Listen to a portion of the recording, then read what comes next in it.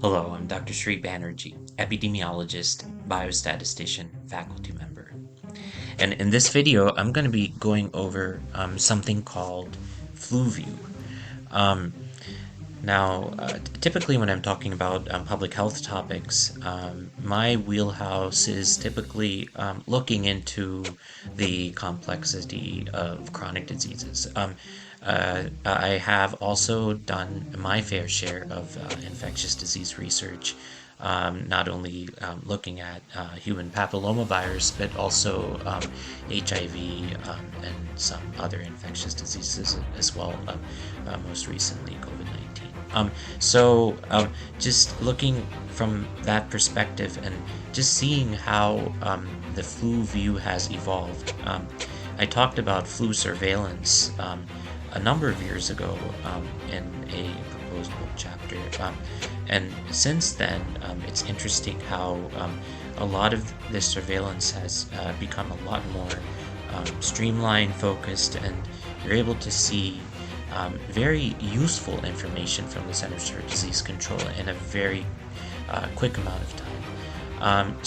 Oftentimes when burgeoning researchers are asking the question, what is the rate of influenza in certain locations, one versus the other? Several years ago, that would have been a dissertation topic of its own. But as some of this information is being updated in real time, a lot of this is already available at our disposal. At our disposal. I'm going to show you a number of surveillance systems, influenza surveillance systems, two of which are very much used side by side in FluView, and that is the World Health Organization and the U.S. Outpatient Influenza-like Illness Surveillance Network. And so those are CDC's influenza surveillance systems. You get information from both influenza laboratory data and medically attended visits for influenza-like illnesses. So you get to take a look at what are some of the positive cases, but a lot of times, or sometimes, positive flu cases don't show up as such. So then you have a false negative. So then when this happens, you can kind of look at the symptoms in influenza-like illness. And just a side note on this, one of the first ways that COVID-19 was identified within the United States is simply because there were certain there was a rise in influenza-like illnesses during this time, and there was no etiology that was found for this. So looking at some of the types of data that is on display, we can go right to the application now. On this site, I encourage you to explore some of these other types of and ways that which this surveillance system works, and the types of information that you can get from this. So this one is interesting because this dashboard, and you have to select OK for this disclaimer, and you can see quickly that the national, regional, and state level outpatient illness and viral surveillance is kind of still showing in week 21. So in this week, this is the most recent, still showing active cases and active cases of influenza A, and we're talking in June now. This is not something that is commonly seen, and in fact there was a late peak last week, the week before, where there was an increase in cases. So as you can see, if you go backwards, the map then changes.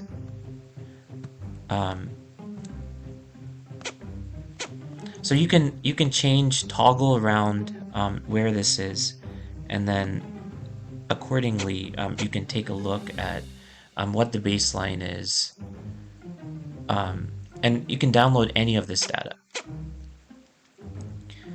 And so this is all looking at from the beginning of the flu season. And here's where you can kind of, as I was saying, move backwards and take a look at the percentages of different types of flu. So this is looking at most recent 3 weeks. You can also look at cumulative. So the vast majority of this was influenza A, 2015 in the most recent 3 weeks, a total since the beginning. And so I can give you the total number of cases since the beginning of each subtype, which is really interesting.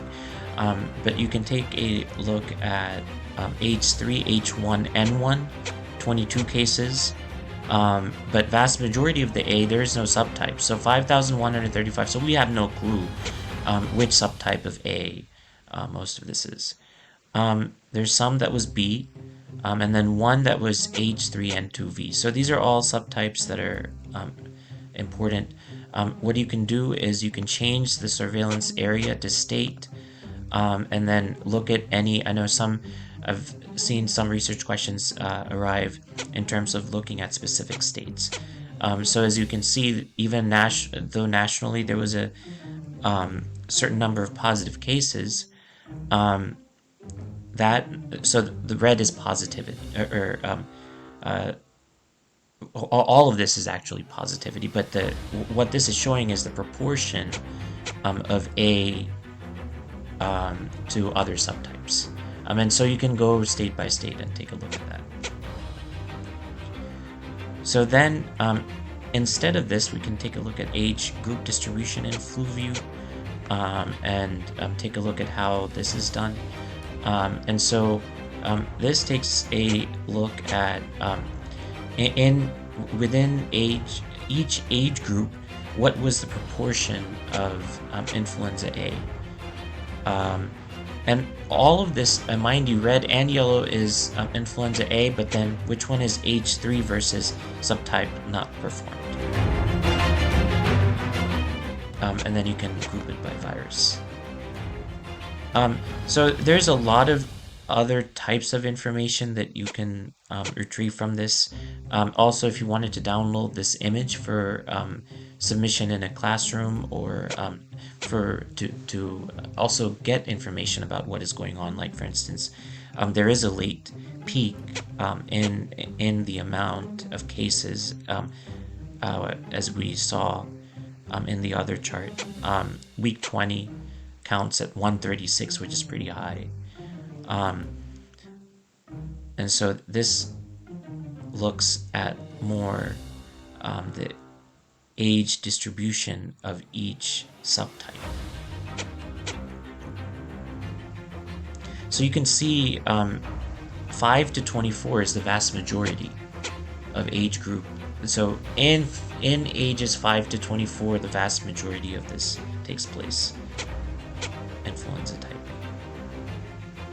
So I hope this has shed some light in how you approach infectious diseases, which are very different from chronic diseases because they're very rapidly evolving.